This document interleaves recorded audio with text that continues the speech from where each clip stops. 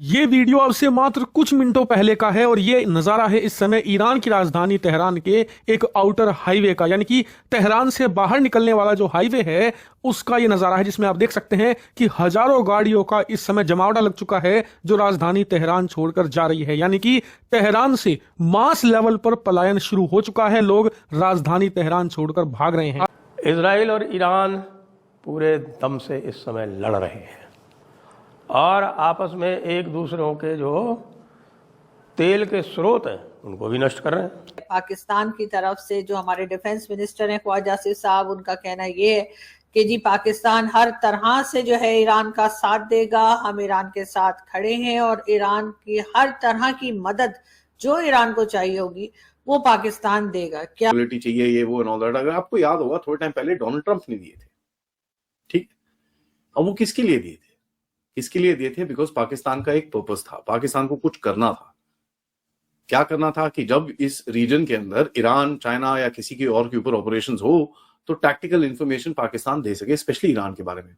हमारे लगते हैं ईरान के साथ, और ईरान एक इस्लामिक कंट्री है तो एक तरह से ये वो ब्रदरली इस्लामिक कंट्री वाला जो चूरन हमारा चला करता है तो शायद वो भी चल रहा है। और इजराइल के साथ तो खैर हमेशा की ही दुश्मनी पाकिस्तान ने पाल कर रखी, जैसे कि आप लोग जानते ही हैं कि इजराइल के हमारे पासपोर्ट पे, पाकिस्तान के पासपोर्ट जो है उसके ऊपर भी जो है ये प्रिंट करके लगाया गया है कि आप हर कंट्री में जा सकते हैं लेकिन आप इजराइल नहीं जा सकते। जो ऑयल है वो यहाँ से जाता है, कहाँ जाता है? चाइना जाता है खासतौर से, और इंडिया भी जाता है। तो भाई अगर यहाँ पर देखिए ये है, ये साउथ पारस फील्ड है, ये साउथ पारस फील्ड में बताते हैं कि ये दुनिया की सबसे बड़ी गैस फील्ड है, ये कतर से शेयर भी करते हैं ये। तो ये जो साउथ पारस की जो फील्ड है इसमें इजराइल ने हमला करके यहाँ पर आग लगा दी, डिस्टर्ब कर दिया। इसके अलावा यहाँ पर एक खर्ग आइलैंड है, ये खर्ग आइलैंड से चाइना का 90% ऑयल यहाँ से जाता है, तो वो अभी निशाने पे है। मैंने पिछली बार ये कह दिया था कि यहाँ पर अटैक हो गया, लेकिन अभी तक यहाँ हुआ नहीं है। ये पाकिस्तान बड़ा इंटरेस्टिंग पोजीशन में है, पाकिस्तान जहां पर इजराइल और ईरान का के बीच में ये चक्कर चल रहा है और Pakistan is basically trying to play a double game. और अब बात कर लेते हैं ईरान इजराइल युद्ध की। अभी अभी IRGC मुख्यालय पर भीषण एयर स्ट्राइक हुई है, जिस वक्त बड़ी खबर मिल रही है इजरायली वायुसेना ने मिसाइल से हमला किया है। हमले के बाद IRGC मुख्यालय पूरी तरह से तबाह हो गया।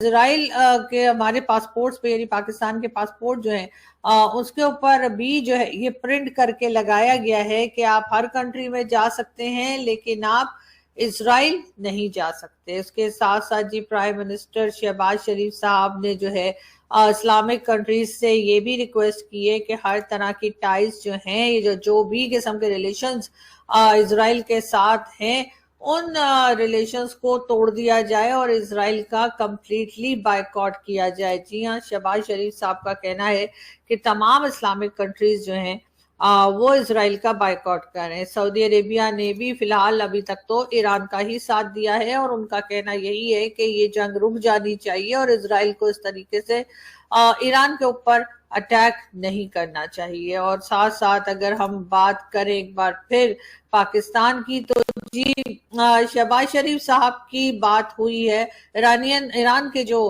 प्रेसिडेंट है उनके साथ, और साथ ही साथ उन्होंने ये भी कहा है, शहबाज शरीफ साहब ने ईरानियन प्रेसिडेंट को बताया है कि जी हर तरह से हम आपके साथ हैं और हम आपके साथ खड़े रहेंगे।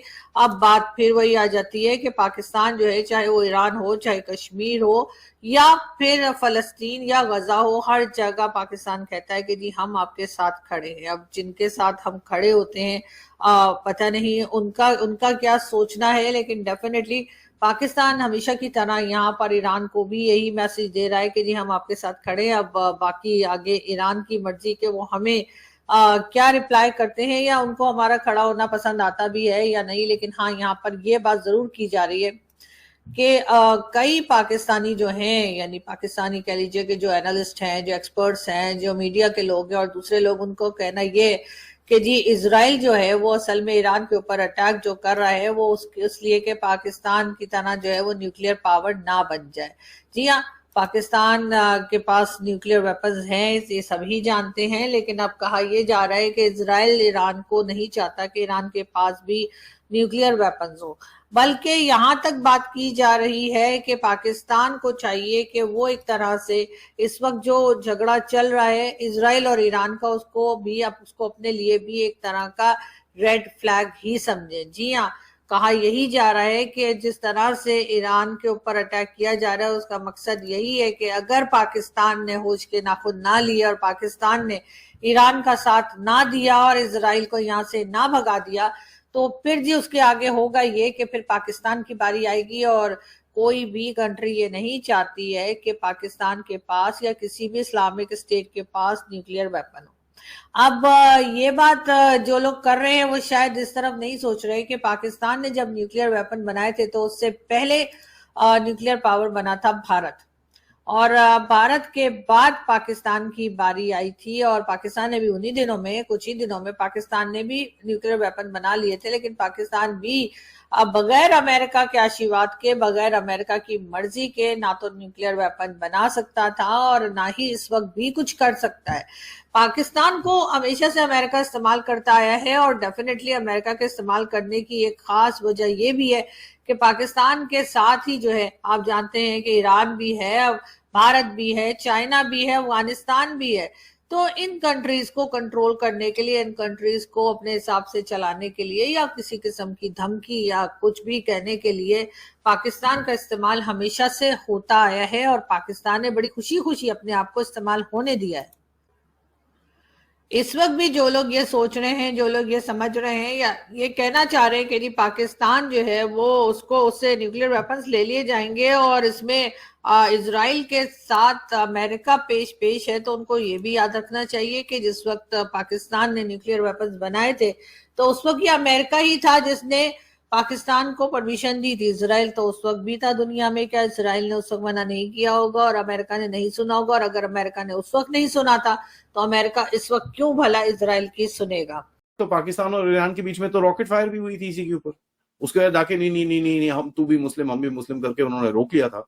But at the end of it this is what happened.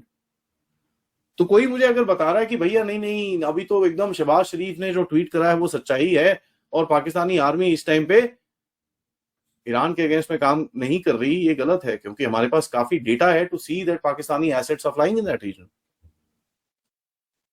जो F-16s वो पसरीर करके जो इनका ग्वादर के पास एयरबेस है वहां पर जाके छुप के बैठे हुए थे इंडिया की डर से, वो अभी भी वहीं पर है और वहीं पर ऑपरेट कर रहे हैं वो।